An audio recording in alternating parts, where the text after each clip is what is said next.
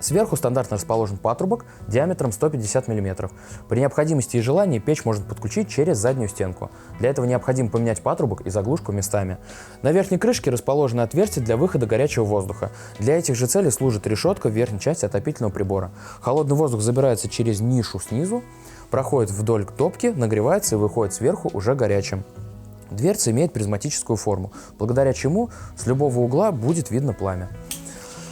Диагональ основного большого стекла составляет 47 см, диагональ боковых 38 см. В верхней части дверцы расположен фирменный шильдик с надписью «Сибирь». Дверца крепится в левой части за две простеньких петли. Одна располагается сверху, другая снизу. В правой части отопительного прибора присутствует ручка из нержавеющей стали.